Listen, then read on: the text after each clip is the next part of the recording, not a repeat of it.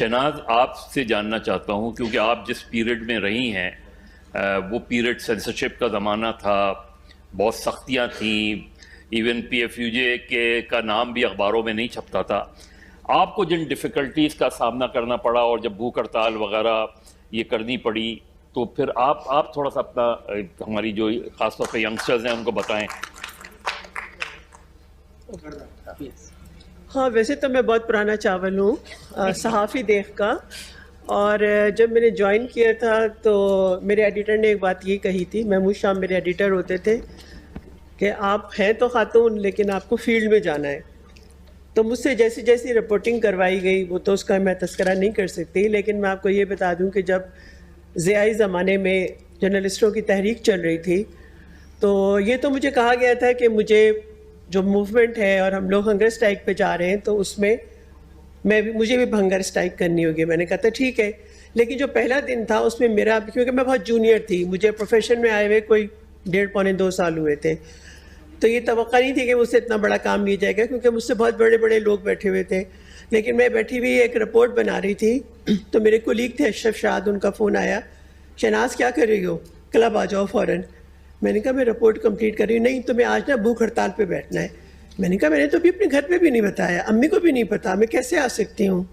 नहीं, बस तुम आ जाओ, घर वालों को हम देख लेंगे। तो जब हम उस वक्त सहाफ़ी बने थे ना, तो हमें ये नहीं था कि मैं लड़की हूँ या मैं क्या हूँ, मैं सिर्फ सहाफ़ी थी।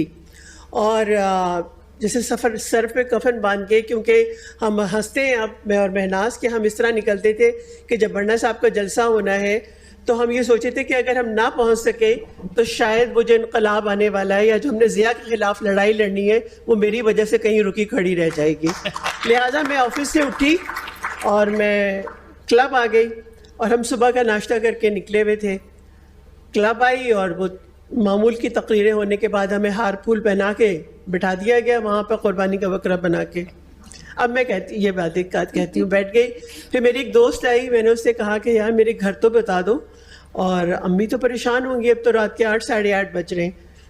तो उसने कहा मैं घर तो नहीं जाऊँगी, मैं अम्मी को फ़ोन कर दूँगी। जब उसने फ़ोन किया तो जाहिर है हर लड़की सोच ले कि उसकी अम्मी ने क्या रिएक्शन दिया होगा ना, और उसने मुझे आके बता दिया कि आंटी तो इतना नाराज़ हो रही हैं। बहरहाल जो भी था, तो मैं भूख हड़ताल पे बैठ गई और रात के 2 बजे हमारे एक कोलीग होते थे, वो सेक्रेटरी थे क्लब के, हबीब गौरी, मेरे पास आए और कहने लगे शहनाज मैंने ना ऊपर लाइब्रेरी में उबले हुए अंडे और दूध रखवा दिया, तुम और नुसरत जाके वहाँ पे खा लो, और अब ये नाइट शिफ्ट ख़त्म होगी, ये सब नाइट वाले आने शुरू हो जाएंगे।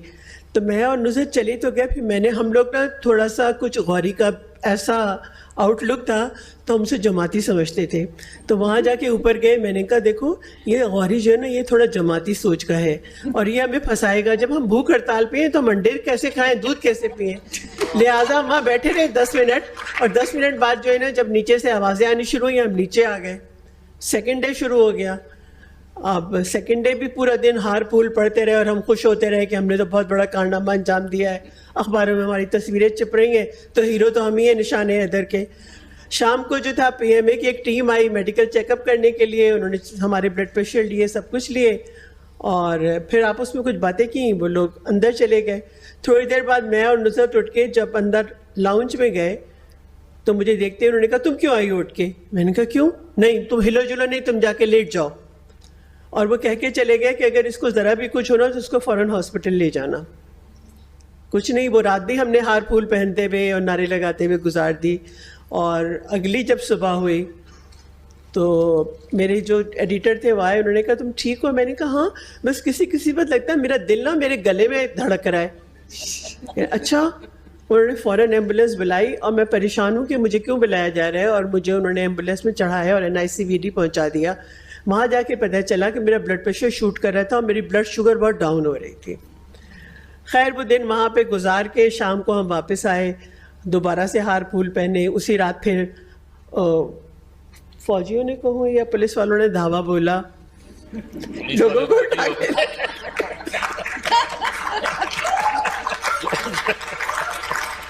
उन्होंने हमारे सारे मेल कुलीग को उठा के ले गए। मैं, महनाज और नुसरत, हम 3 वहाँ पे, इवन के फ़ोन तक काट के चले गए थे हम तीनों वहाँ पर। मेरे ख्याल है तो लाला लाली नहीं, लाली तो घर से उठी थी, हाँ। तो लाले को घर से उठाया था। तो ये दो दिन के लिए वो हमारी एक हमारी कुलीग होती थी, कुलीग लाला की रोक डेथ हो हुसैन। गई। उन्होंने और- अपने 1 साल के बच्चे के साथ जो है वो जेल काटी थी उन्होंने। और इस तरह हमारा जो था टाइम गुजरा। लेकिन ये एक बात जो थी ना, उस वक्त हम ये नहीं सोचते थे कि मैंने कभी नहीं ज़िंदगी में सोचा, मैंने थ्रू आउट लड़कों के साथ पढ़ा, मर्दों के साथ काम किया, बट आई नेवर थॉट कि ये लड़का है या ये मर्द है। मतलब ये मेरा कुलीग है और ये मेरा क्लास फेलो है, और आज तक मेरा यही एक एटीट्यूड है सबके सोसाइटी के